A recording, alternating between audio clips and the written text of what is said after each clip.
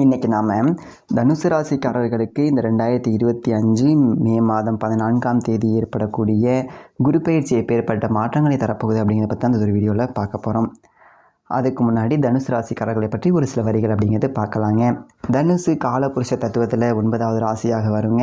இந்த ராசிக்கு அதிபதி அறிவு தேவதையாகிய குரு பகவான் ஆவாருங்க. தனுசு ராசிக்கு மூலம் நட்சத்திரம் 4 பாதங்களும், பூராடம் நட்சத்திரம் 4 பாதங்களும், உத்திராடம் நட்சத்திரம் 1ஆம் பாதம் இந்த ராசிக்குள்ளே வருங்க.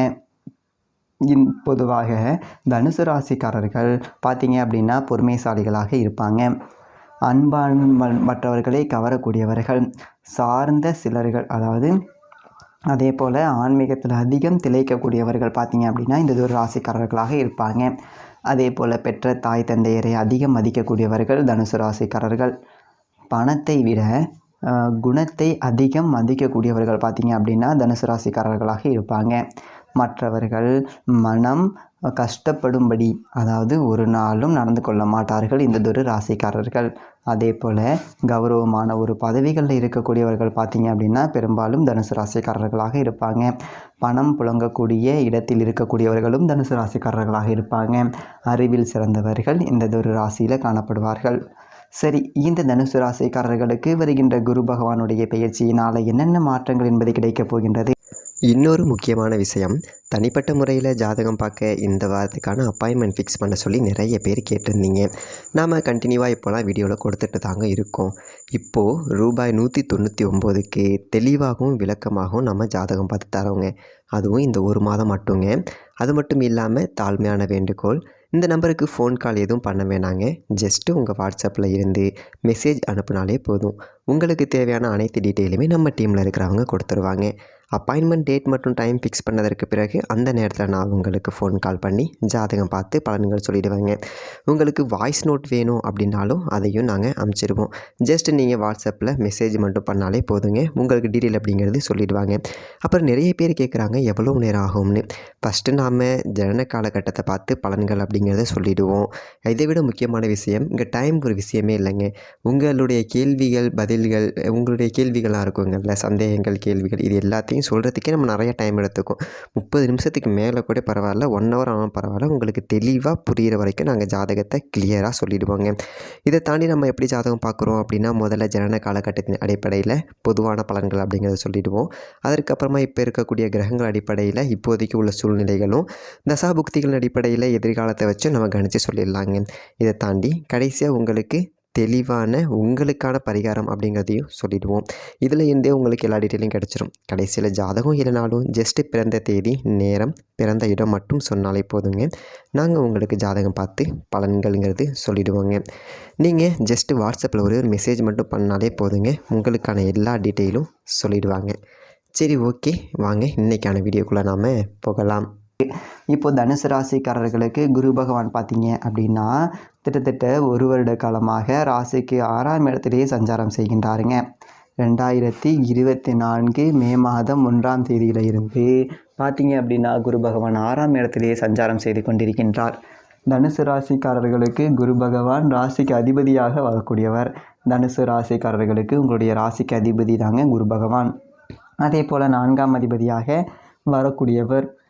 அதே போல் 4ஆம் அதிபதியாக வரக்கூடியவரும் பார்த்தீங்க அப்படின்னா குரு பகவான் தான்.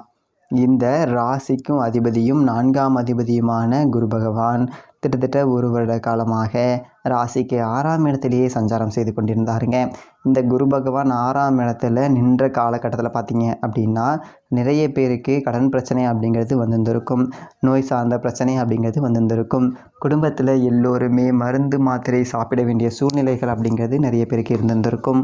அதே போல் உங்கள் வாழ்க்கை துணைவருக்கும் பார்த்தீங்க அப்படின்னா பல சிரமங்கள் இது இருந்திருக்கலாம்.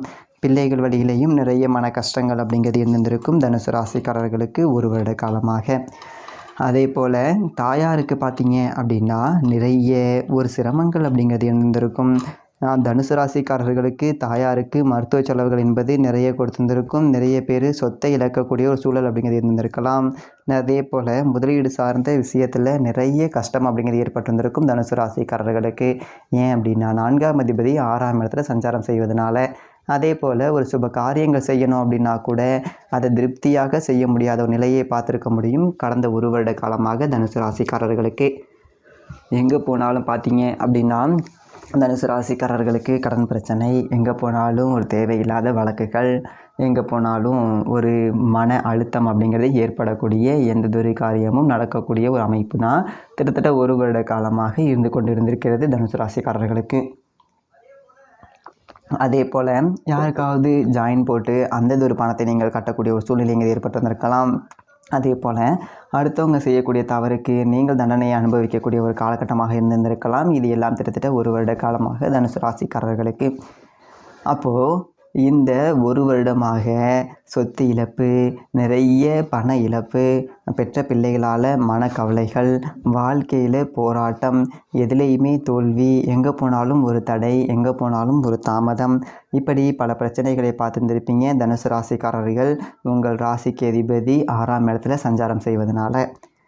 அப்போது வருகின்ற 14/5/2023 முதல் ராசிக்கு 7ஆம் இடத்துல குரு பகவான் அமர இருக்கின்றாருங்க.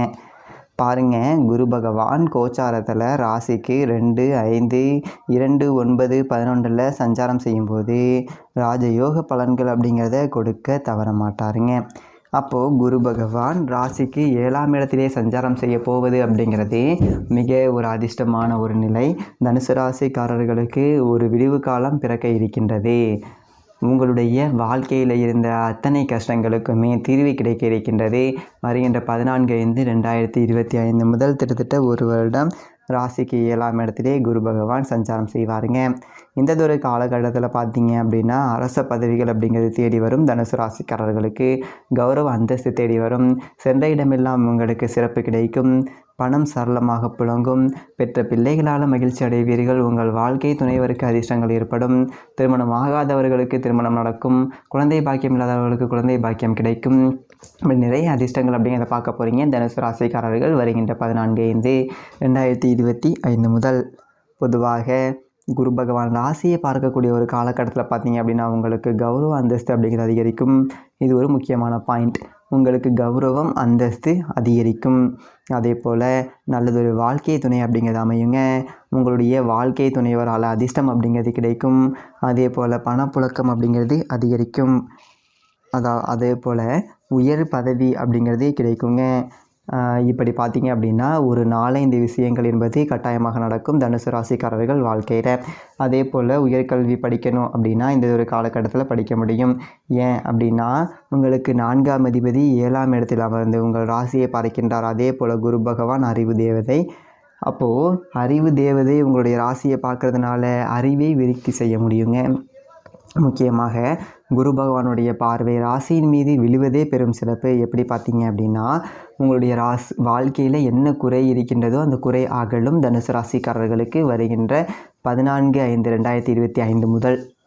அதாவது ராசியை குரு பார்க்க போவதனால உடல் ரீதியாக மனம் ரீதியாக எவ்வளோ பிரச்சனை இருந்தாலும் சரிங்க, அத்தனை பிரச்சனைகளுக்குமே ஒரு தீர்வு அப்படிங்கிறது கிடைக்கும் தனுசு ராசிக்காரர்களுக்கு. இந்த குரு பகவான் 7ஆம் இடத்தில் அமர்ந்து உங்களுடைய ராசியை பார்க்கக்கூடிய காலகட்டத்தில் பார்த்தீங்க அப்படின்னா பட்டம் பதவி அப்படிங்கிறது தேடி வருங்க. அரசாங்க வேலைக்காக காத்துக்கிட்டு இருக்கவங்களுக்கு அரசாங்க வேலை கிடைக்க இருக்கின்றது. ஏன்னா குரு பகவான் உங்கள் ராசியை பார்க்க போகிறாருங்க. அதே போல் வராத பணம் எல்லாமே வந்துடுங்க. நிறைய பேருக்கு இன்க்ரிமெண்ட் அப்படிங்கிறது அதிகரிக்கும். நிறைய பேருக்கு ஒரு உயர் பதவி அப்படிங்கிறது தேடி வரும். அதே போல் வெளிநாடு சார்ந்த விஷயத்தில் பார்த்தீங்க அப்படின்னா ஒரு முன்னேற்றம் அப்படிங்கிறது இருக்குங்க. அப்போது வாழ்க்கையில் நல்லதொரு உயர்வான ஒரு டைம் அப்படிங்கிறது வரப்போகுது தனுசு ராசிக்காரர்களுக்கு வருகின்ற 14/5/2025 முதல். அரசியலில் இருக்கிறவங்களுக்கு ஒரு பெரும் பதவிகள் என்பது தேடி வர இருக்கின்றது. அரசாங்கத்தில் இருக்கக்கூடியவர்களுக்கு நல்லதொரு கௌரவம் அந்தஸ்து அப்படிங்கிறது கிடைக்க இருக்கின்றது. உயர் பதவி தேடி வர இருக்கின்றது. அரசாங்க விருதுகள் கிடைக்க இருக்கின்றது. பார்த்தீங்க அப்படின்னா அரசாங்கத்தில் உத்தியோகத்தில் இருக்கிறவங்களுக்கு நல்ல காலம் அப்படிங்கிறது இதுங்க. அதே போல் கலைத்துறையில் இருக்கிறவங்க அமோகமான பணப்புழக்கத்தை பார்க்க இருக்கின்றார்கள். படிக்கக்கூடிய மாணவ மாணவிகளுக்கு இந்த ஒரு வருடம் பார்த்தீங்க அப்படின்னா சிறப்பான ஒரு வருடம்ங்க. நல்லதொரு மதிப்பெண் அப்படிங்கிறத பெற முடியும். இதற்கு முன்னாடி உங்களுக்கு காலேஜ் படிக்கக்கூடியவர்களுக்கு ஏதாவது அரியர் இருந்தால் அந்த அத்தனை அரியர்களையும் நீங்கள் வெற்றிகரமாக முடிக்க முடியும். உங்களுடைய வாழ்க்கையில் என்னது ஒரு குறை இருக்கோ அந்த குறை எல்லாமே அகலப் போகின்றது தனுசு ராசிக்காரர்களுக்கு. எல்லா பிரச்சனைகளுக்குமே தீர்வு கிடைக்க இருக்கின்றதுங்க. எல்லா கஷ்டங்களுமே தவிடு பொடியாக இருக்கின்றது தனுசு ராசிக்காரர்களுக்கு. அப்போது மழை போல உங்களுக்கு கஷ்டம் அப்படிங்கிறது இருந்தாலும் பனி போல தீர்ந்துடும் குரு பகவானுடைய பார்வை உங்கள் ராசிக்குள்ளே இருக்கின்றது. பொதுவாக குரு பகவான் 7ஆம் இடத்துல அமர்வது என்பது மிகப்பெரிய ஒரு ராஜயோகம். ஏன் அப்படின்னா நேரடியாக அவருடைய பார்வை அப்படிங்கிறது உங்கள் ராசிக்கு விழுகுதுங்க. இதுதான் மிகப்பெரிய ஒரு சிறப்பு அப்படிங்கிறது. பொதுவாக 7ஆம் இடத்திலே குரு பகவான் சஞ்சாரம் செய்வது அப்படிங்கிறது சிறப்பு. அவருடைய நேரடி பார்வை உங்கள் ராசிக்கு விழப்போவது அப்படிங்கிறது மிக மிக சிறப்பு.